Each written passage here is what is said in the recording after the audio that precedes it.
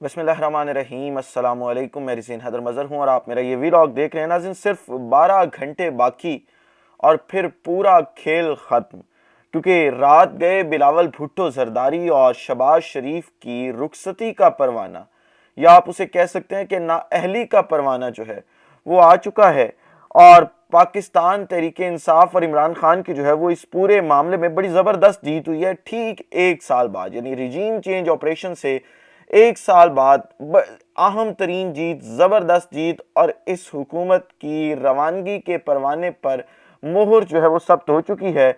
और इस वक्त इस पूरी सूरत हाल को देखते हुए नून लीग और पीपल्स पार्टी में अहम तरीन लड़ाई शुरू हो चुकी है और दोनों जमातों ने राहें जुदा करने का फैसला कर लिया है। ये तमाम तर तफसीलात शेयर करनी है आपसे, लेकिन तमाम तर तफसीलात से पहले दरख्वास्त करनी है कि चैनल को सब्सक्राइब करना मत भूलिएगा, बेल आइकन को भी दबा दीजिएगा ताकि मेरे आने वाली तमाम तर वीडियोस आप तक पहुंचती रहें और आपको और मेरा जो ये तस्वीर और आवाज़ की दुनिया का साथ है ये बरकरार रह सके। वैसे मैं हमेशा ये कहता हूँ कि पाकिस्तान में बैक वक्त दो चीज़ें चल रही होती हैं। एक वो होती हैं जो मंजरनामे पर होती हैं, जिसका आपको मुझे मालूम हो रहा होता है।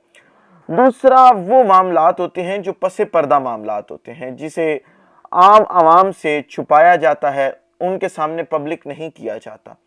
और वो जो मामलात होते हैं असल वो मामलात होते हैं जो पसे पर्दा होते हैं, जिन्होंने आने वाले वाक़यात का, इवेंट्स का, आने वाली चीज़ों का तयन करना होता है कि अब आगे मुल्क की सियासत में क्या होगा। इसी हवाले से हम देख रहे थे कि जो हुकूमत है वो भी पसे पर्दा मामला तहरीक इंसाफ के साथ चलाने की कोशिश कर रही थी, पीपल्स पार्टी तहरीक इंसाफ के साथ पसे पर्दा मामला चलाने की कोशिश कर रही थी। और हुकूमत बिलखसूस पसे पर्दा मामलात कुछ जजेस के साथ चलाने की कोशिश कर रही थी कि उन जजेस को जो है वो मैनेज कर लिया जाए और उसके बाद जो है वो सुप्रीम कोर्ट में लड़ाई करवा दी जाए और मामला पूरे का पूरा जो है वो अपने हक में कर दिया जाए।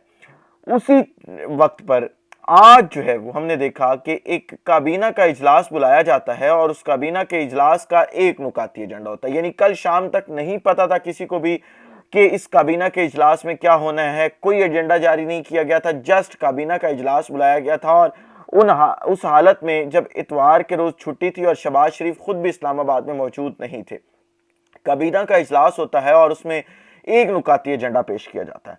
वो एजेंडा होता है इंतखाबात ना करवाने का और ये पूरे का पूरा मामला पार्लियामेंट ऑफ पाकिस्तान में लेके जाने का। इस हवाले से कल जो मुश्तरका पार्लियामेंट का एक सेशन 2 बजे बुलाया गया था, उसका थोड़ा सा टाइम चेंज किया जाता है, उसे 4 बजे किया जाता है और इजलास बुला लिया जाता है।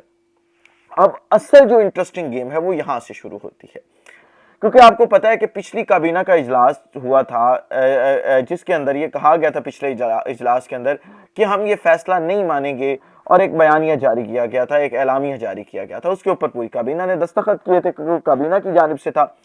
तो पीपल्स पार्टी ने उस वक्त एक शरारत की और बिलावल भुट्टो या उनके जो बाकी मिनिस्टर्स पीपल्स पार्टी के हैं, उन्होंने उस इजलास में शिरकत नहीं की।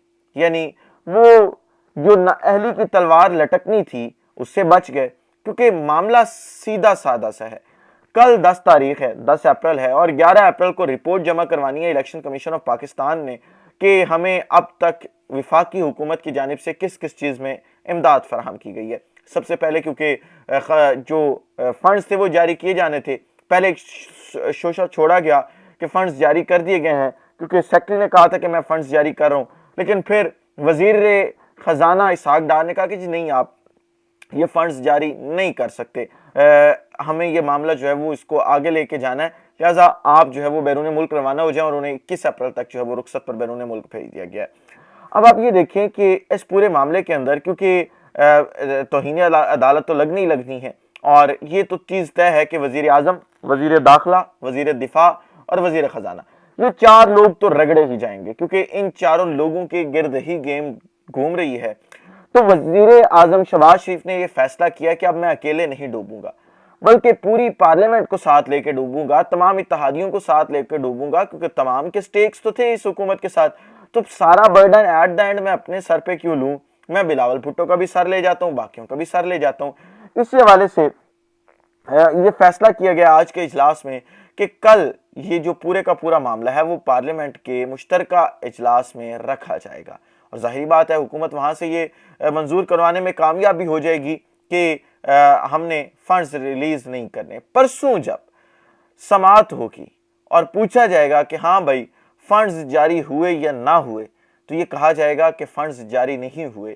اصل گیم وہاں سے شروع ہو جائے گی, اور پھر یہ ہفتہ آپ دیکھیں گے, یہ پورے کا پورا جو آنے والا ہفتہ ہے یہ کتنا اہم ہوگا, اس میں کتنی اہم ڈیولپمنٹس ہوں گی. بڑی بڑی توہین شخصیات پہ توہین عدالت لگے گی, نااہلی ہوگی. آرٹیکل 6 بھی کچھ لوگوں کے اوپر جو ہے وہ لگنے کی کارروائی کی جا سکتی ہے.